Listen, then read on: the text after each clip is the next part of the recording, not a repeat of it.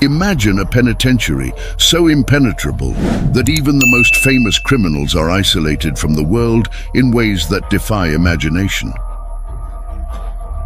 But is this extreme isolation really justice, or is it cruelty disguised? What unfolds behind these impregnable barriers that make it a place more terrible than death itself? Join us as we uncover the shocking revelations that transform El Chapo's Supermax prison into an environment even darker than you could conceive. In 1993, Joaquin Archibaldo Guzman Loera, better known as El Chapo, escaped from Mexican penitentiaries on 2 separate occasions. Despite being sentenced to 20 years in prison in 2001, he managed to bypass security by bribing officials and escaping hidden inside a laundry cart. He remained on the run for 13 years before being recaptured in 2014. However, even after being sent to a maximum security prison in Mexico, his wealth facilitated another escape attempt through an underground tunnel. On July 11, 2015, Mexico was stunned by breaking news. El Chapo managed to escape from prison again. This escape was not the only unexpected event. Even the president of Mexico, Enrique Peña Nieto, expressed his anger and frustration with the Altiplano maximum security prison because the most wanted criminal had escaped for the second time.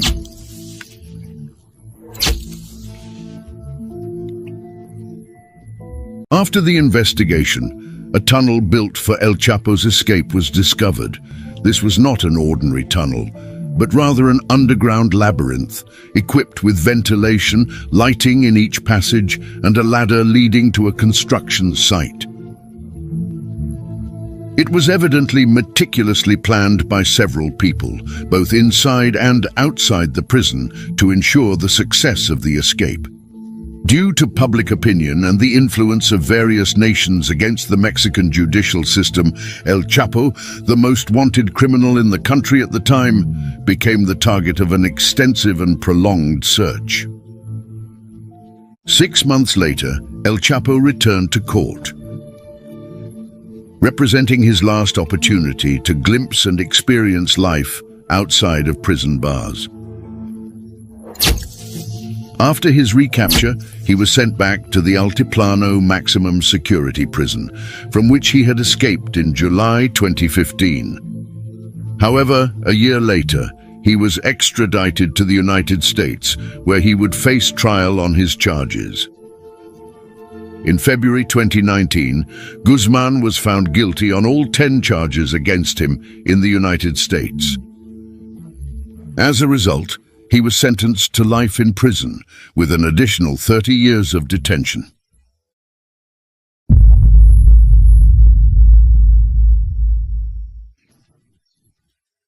In simple terms, Florence maintains the most restrictive regime imaginable, the most severe ever witnessed within a prison, both in its operation and structure. ADX can house up to 500 inmates, but never reaches its full capacity.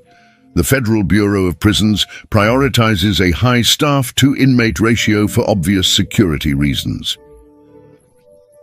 Additionally, they are extremely selective in hiring personnel. Not everyone is admitted to work at the facility. Those interested must undergo a rigorous screening process to prevent the entry of any corrupt or suspicious individuals. Moreover, guards are instructed to limit contact with inmates as much as possible, avoiding unnecessary interactions. This is facilitated by the fact that most tasks, such as opening doors, are performed remotely. The complete absence of sounds and the impeccable cleanliness are often reported by former prisoners and journalists who managed to visit the facility on a rare occasion in 2007. They describe the surprising hygiene of the place and the unsettling, deathly silence that pervades every corner. The facility has 6 distinct security tiers, but due to its small population, apparently only 4 units are active: the General Residential Unit, the Control Unit, the Special Security Unit, also known as Unit H, and Corridor 13. The other 2 units currently deactivated are the Special Residential Unit and the Intermediate or Transition Unit.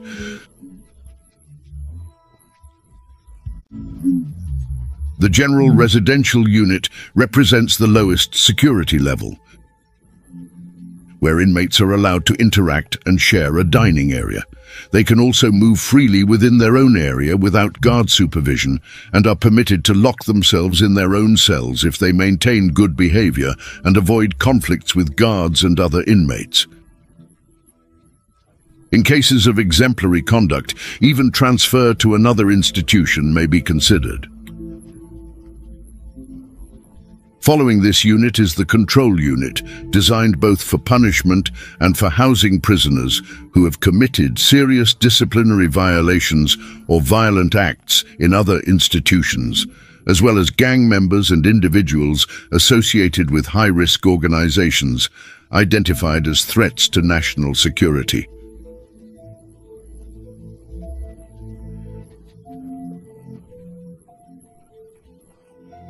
Next is the Special Security Unit, designated to house notorious terrorists such as Terry Nichols, Umar Farouk Abdul-Muttalab, and Zacharias Moussaoui. Last but not least is Corridor 13, the most secure and stringent area. It consists of a set of 4 cells where prisoners have virtually no human contact. Only those deemed extremely dangerous are locked in there indefinitely. Ramzi Youssef was one such prisoner, staying there for over 7 years. Recently, it was in this unit that El Chapo began serving his sentence. But what is life like in this maximum security unit within El Chapo's prison?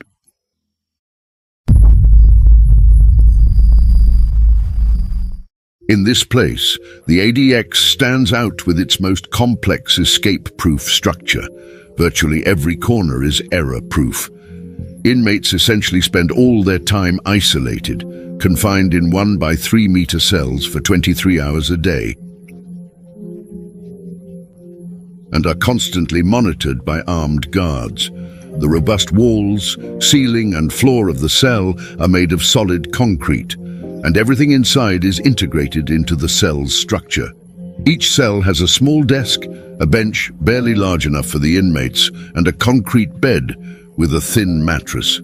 Nearby is a small shelf with a built-in radio and a black and white television that only broadcasts recreational, religious, and educational programs.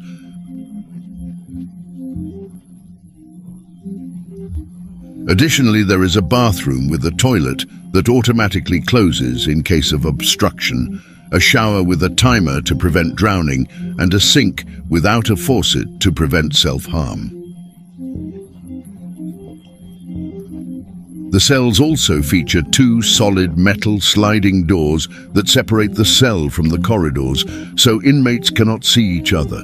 These doors also prevent inmates from knowing when guards are passing by or when there are people in the facility at any given time.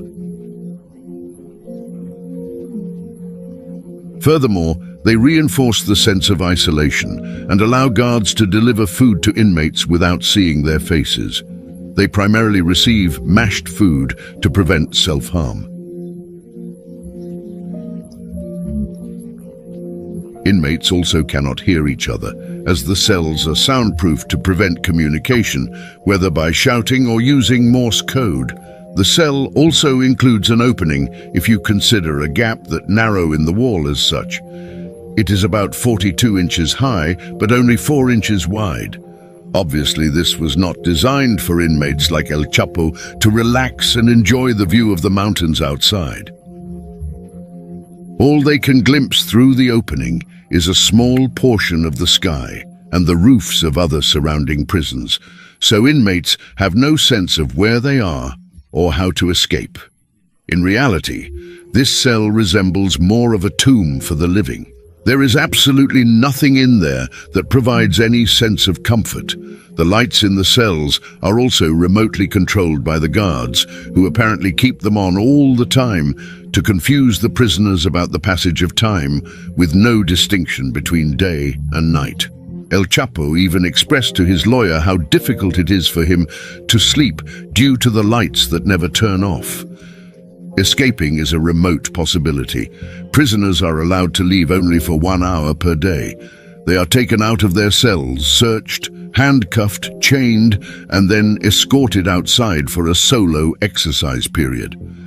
However, this recreational time is not uniform. It can occur at any time, whether day or night, with no prior notice, making it difficult for prisoners to plan an escape. Furthermore, this daily event is not necessarily an opportunity for inmates to enjoy the outdoors, as they are not taken to a yard, but rather to a small, empty recreation area, which means they cannot see beyond the walls and have no idea of their surroundings.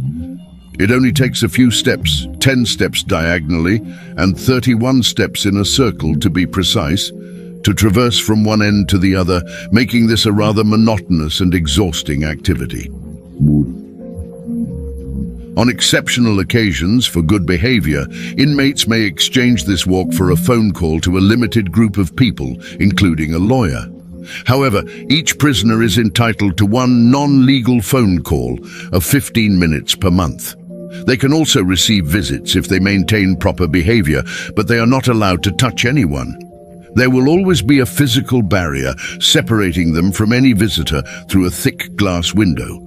Needless to say, the inmates are under constant surveillance 24 hours a day throughout the prison.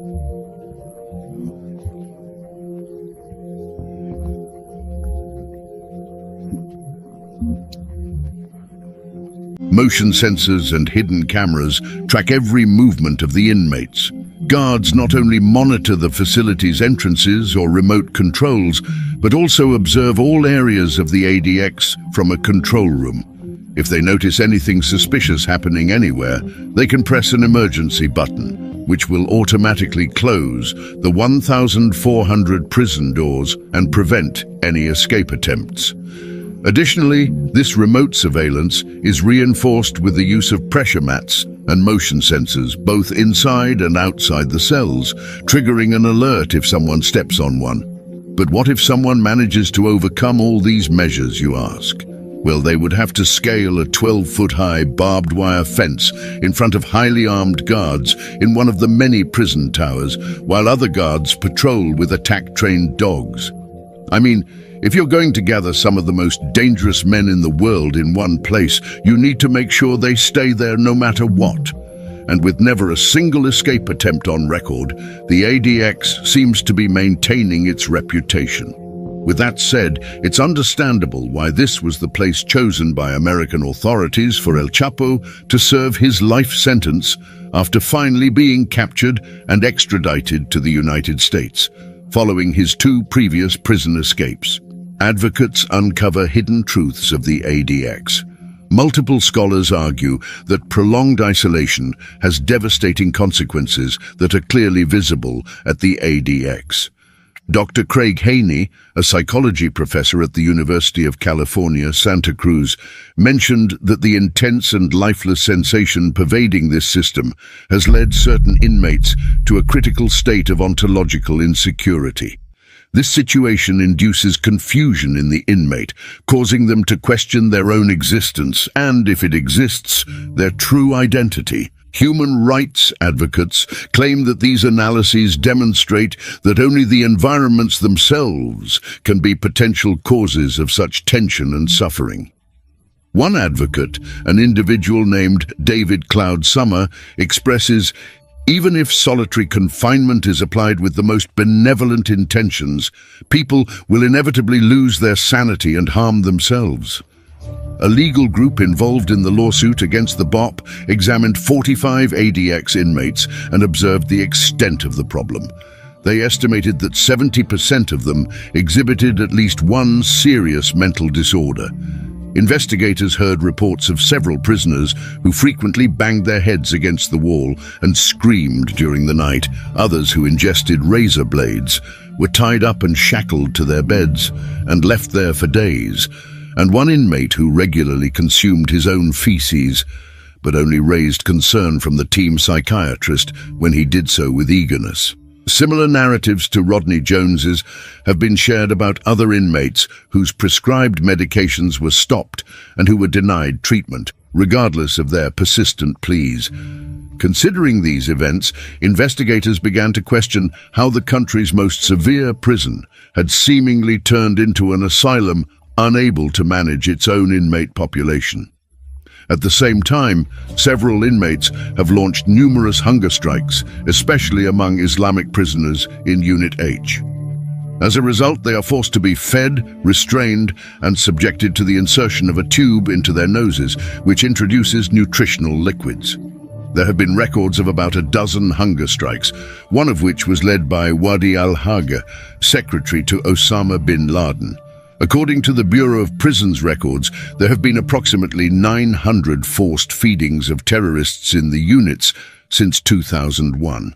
When asked about the reason behind the strike, Robert Hood simply responded, "It was the conditions of confinement." The reality is that all interviewed inmates and former prisoners share unkind words about their stay at the ADX, describing the place as designed to gradually devastate a person mentally and physically through environmental and physical deprivation, and as a facility meant to break the human spirit, psyche, and mind. In short, the ADX represents the quintessence of isolation. There is a glimmer of hope in Corridor 13's cell. El Chapo is constantly confronted with his isolation and the apparent lack of an escape route, even for him. However, one might ponder whether even Alcatraz was not completely impenetrable, so perhaps El Chapo could bypass ADX. Let's analyze. First and foremost, El Chapo would need to escape from his cell. Tunnel excavation is not feasible here. For starters, he would have to break through extremely reinforced concrete. Secondly, he would need to bypass pressure sensors, inevitable motion detectors, and the small camera in the ceiling of his cell, which would instantly record any suspicious movement. A possible alternative would be to bribe a guard, but this is quite unlikely since all guards have been thoroughly vetted. The only chance of success would be if El Chapo's associates kidnapped his family or something similar.